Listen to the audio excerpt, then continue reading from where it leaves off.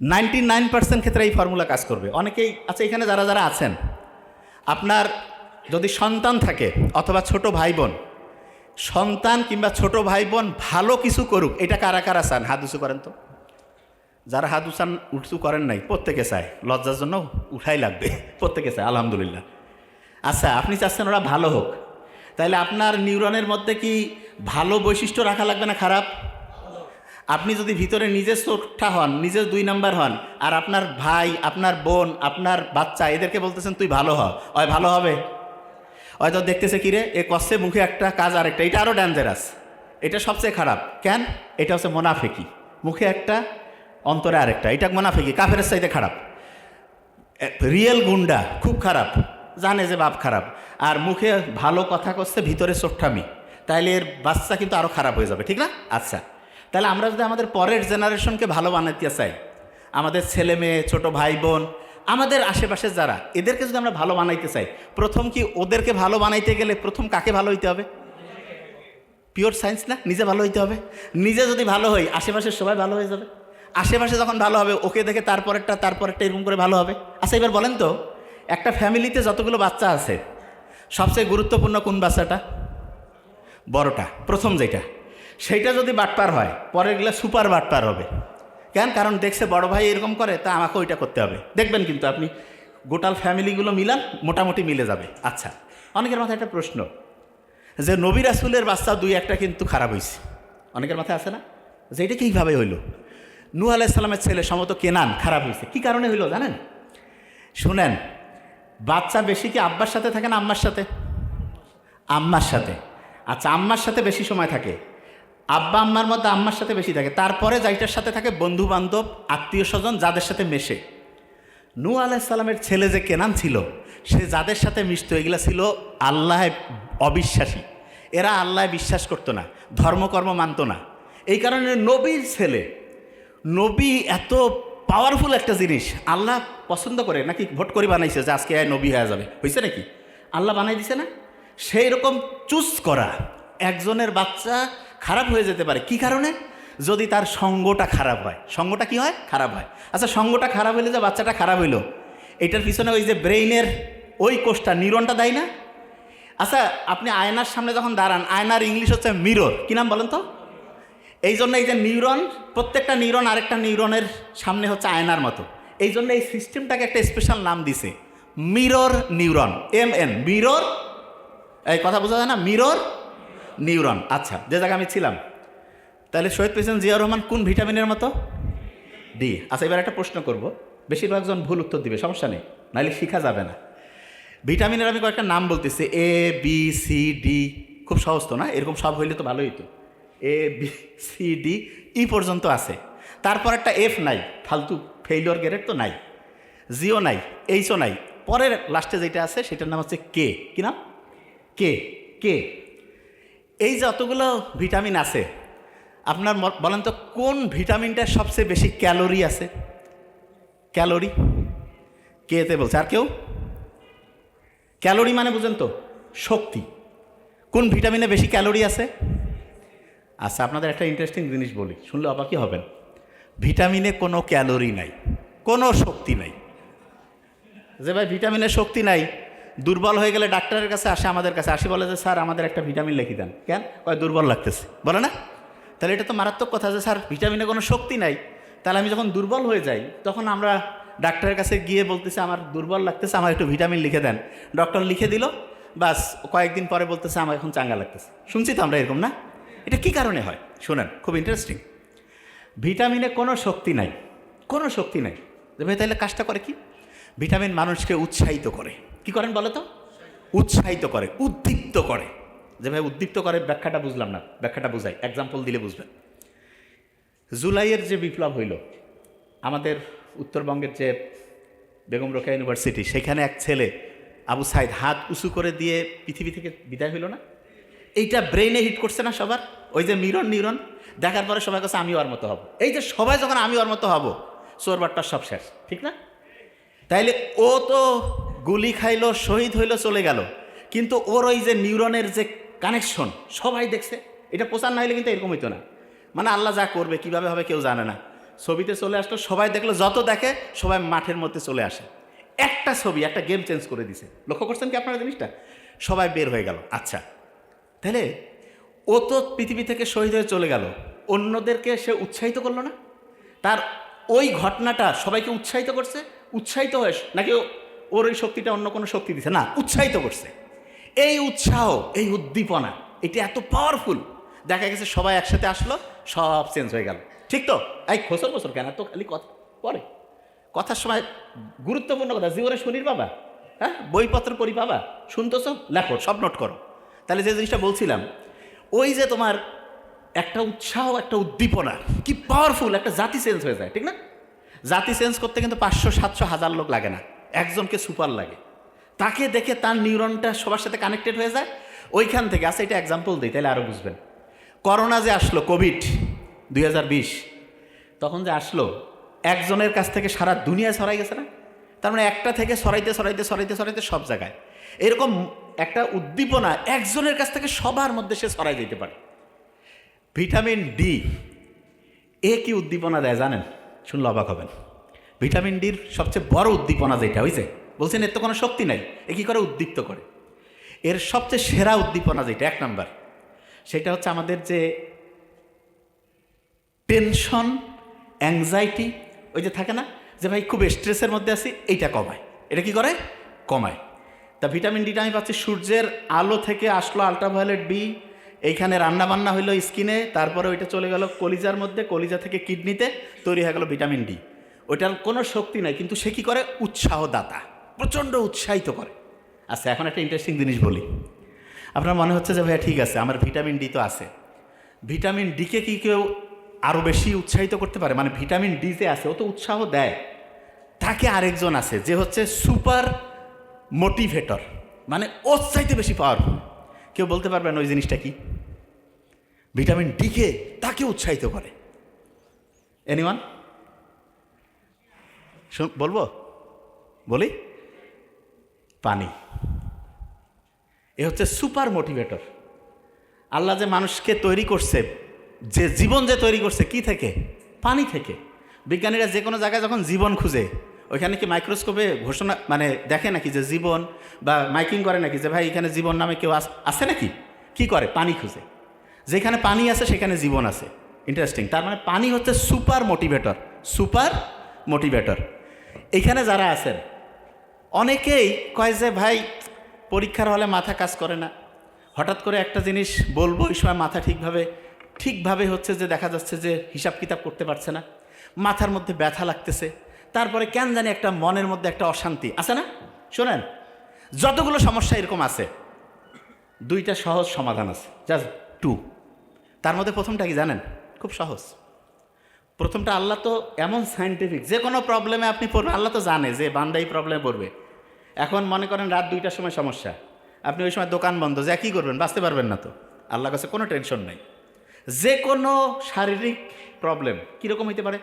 ঘুম আসতেছে না, মাথা ব্যথা, খাবারের রুচি নাই, বুক ধরফর করতেছে, তারপরে মুখ শুকায় যাচ্ছে, ভয় ভয় লাগতেছে, মেজাজ খিটখিটা, আছে না এরকম? এই সমস্যাগুলো খুব কমন, প্রায় হয়। একটা বুদ্ধি, সেটা কি?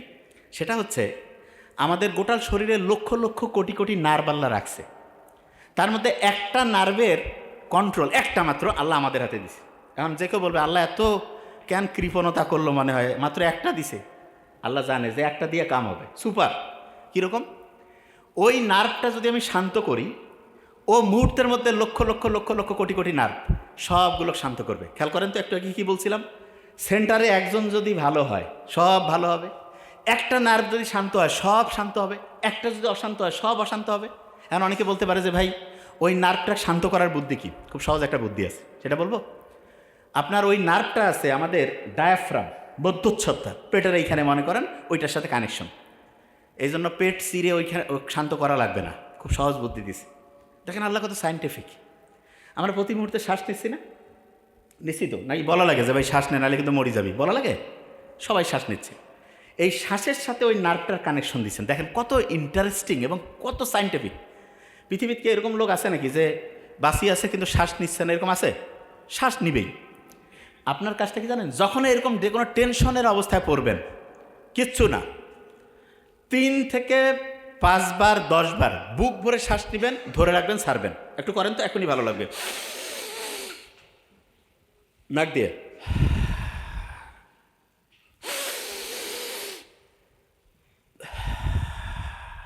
লাভটা কি? ফেরেনিক নার্ভ শান্ত হইল। সে শান্ত হয়ে চুপচাপ বসে থাকবে না, জেন্টেলম্যান সে। সাথে সাথে লক্ষ লক্ষ কোটি কোটি নার্ভকে শান্ত করে ফেলবে। এবং নার্ভগুলো যখন শান্ত হইল, বুক ধরপর কমে গেল, মুখের মধ্যে যে ওই যে মুখ শুকায় গেছিলো সেটা কমে গেল, ঘুমের সমস্যা কমে গেল, মাথা ব্যথা অনেকটা কমবে। তারপরে অনেকের করছে যে মাথা ব্যথা কমতেছে না, কোনো সমস্যা নেই।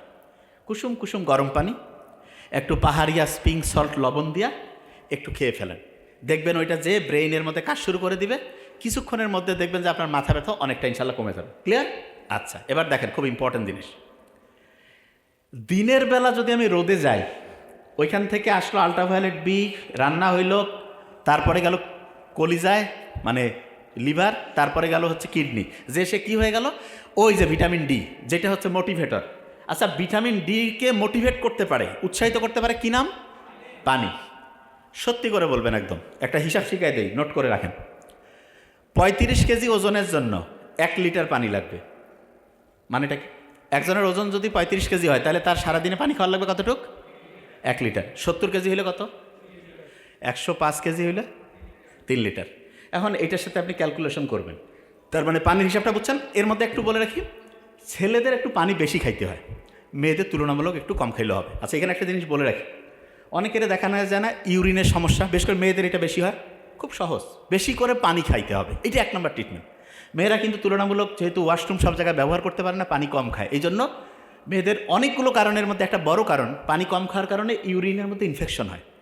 এবং এই ইনফেকশনটা থেকে বাঁচার জন্য পর্যাপ্ত পরিমাণে পানি খাইতে হবে। আরেকটা জিনিস, আমরা ইসলামে যারা, আমরা যখন প্রস্রাব করি তখন কি আমরা বসে করি না দাঁড়ায়? নর্মালি বসে। এখন অনেকে কথা ভাই কী ব্যাপার, আল্লাহ এটা কেন দিল, দাঁড়িয়ে করলে কী হইতো? দেখেন, বিজ্ঞানীর অবাক হয়েছে। কেউ যদি ক্রমাগত দাঁড়িয়ে প্রস্রাব করে, তখন আমাদের প্রস্রাবের সাথে ক্রমাগত যেটা করতে থাকে, দাঁড়িয়ে দাঁড়িয়ে প্রস্রাব করছে, তখন দেখা যাবে প্রস্রাবের সাথে আস্তে আস্তে প্রোটিন যাবে, যেটাকে মেডিকেলের ভাষায় বলে প্রোটিন ইউরিয়া। তার মানে দাঁড়িয়ে যখন কেউ প্রস্রাব করে ক্রমাগত, তখন আস্তে আস্তে তার প্রস্রাবে প্রোটিন যেতে থাকে, এবং প্রস্রাবে প্রোটিন যাওয়া মানে আস্তে আস্তে তার কিডনির যে ক্যাপাসিটি, সেটা ক্রমাগত দ্রুততার সাথে ধ্বংসের দিকে যাচ্ছে। কিডনি রোগী ভয়ঙ্কর খারাপ, আল্লাহ হেফাজত করুক। ক্যান্সারে মরলে তো একটা একরকম, কিডনি ডায়ালাইসিস, আল্লাহ হেফাজত করুক। কিডনির রোগ থেকে বাঁচার জন্য অনেক তো সিস্টেম আছে, তার মধ্যে একটা গুরুত্বপূর্ণ যে জিনিস, সেটা হলো আপনি দাঁড়িয়ে প্রস্রাব করবেন না। আল্লাহর নিয়ম তো মানলেই দেখেন কত লাভ। আপনার হচ্ছে প্রোটিন যাওয়ার যে প্রক্রিয়া, সেটা আল্লাহর রহমতে ওইটা থেকে মুক্ত থাকবেন, কিডনির কর্মক্ষমতা ঠিক থাকবে। আচ্ছা, আরেকটা জিনিস, দাঁড়ায় পানি খান কারা কারা? খান নাকি? আলহামদুলিল্লাহ, খাই না। দাঁড়িয়ে পানি না খেয়ে যে আমরা বসে পানি খাই, দাঁড়িয়ে পানি খাইলেও দেখা যায় কিডনির উপরে এটা নেগেটিভ একটা ইম্প্যাক্ট ফেলে, তার মানে ওইটা আমাদের শরীরের জন্য ক্ষতিকর। আমি বিজ্ঞান যতগুলো পড়ছি, যা কিছু বুঝি, আমি অবাক হয়েছি। শুধু কি কারণে জানেন?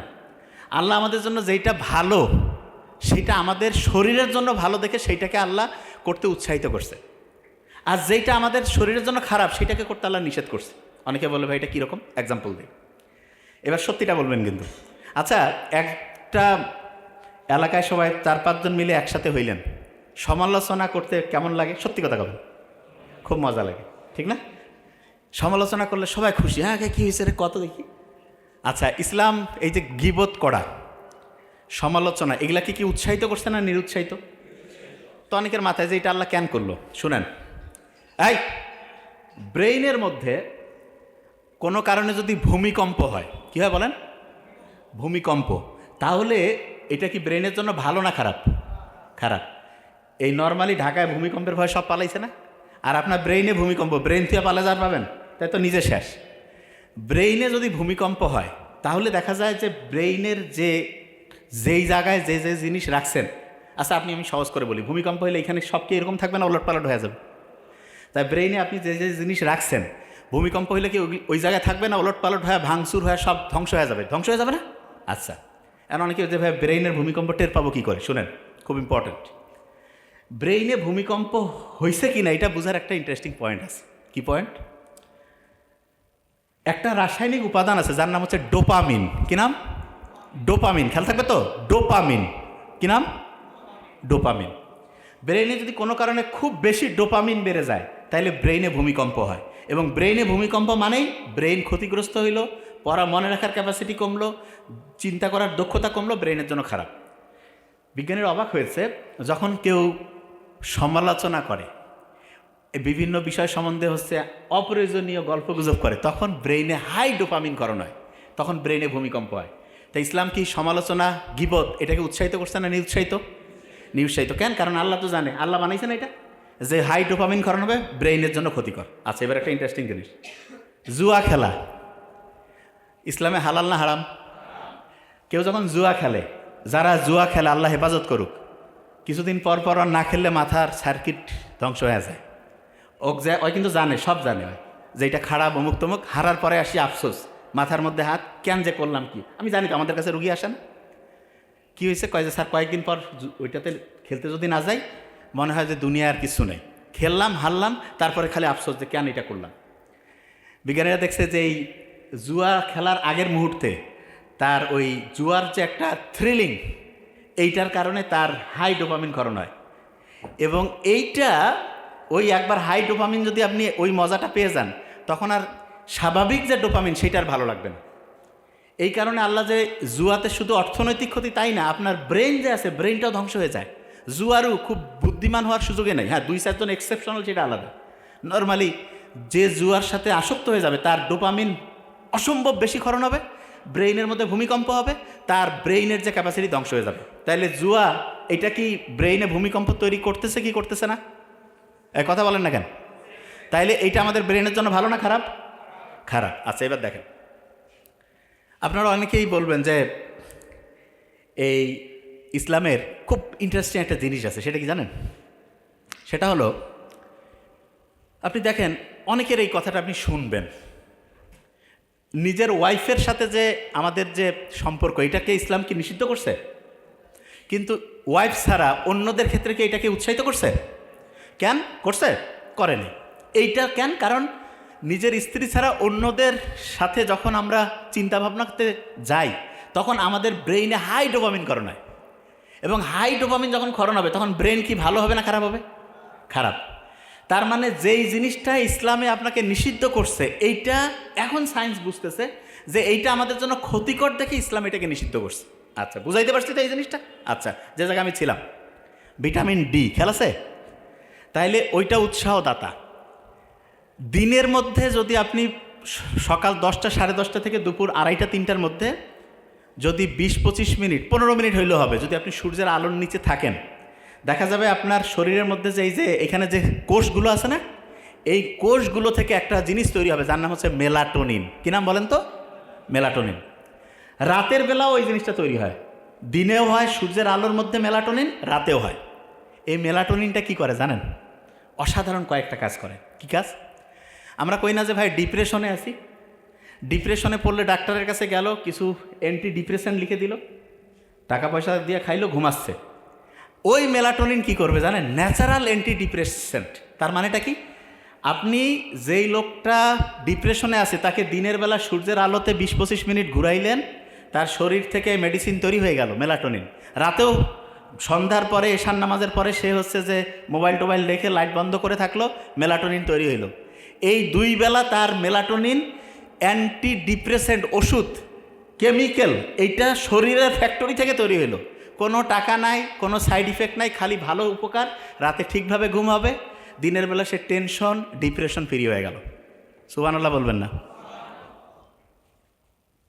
আচ্ছা, এই যে যেই কোম্পানিগুলো আছে দুনিয়ায়, সবাই যদি এরকম শরীর থেকে ওষুধ বানায় খায়, কোম্পানি চলবে? হ্যাঁ? তাহলে কোম্পানি কি চাবে? দেখেন, সিস্টেম বুঝবেন এবার। কোম্পানি চাবে যেভাবে হোক এই লোকগুলো হচ্ছে কোম্পানির ওষুধের এই জায়গায় আনতে হবে, আনলে বিক্রি, বিক্রি হইলে টাকা, টাকা হইলে তো ব্যবসা চলবে, ঠিক না? আচ্ছা, দেখেন কোন জায়গা থেকে শুরু করছে এরা।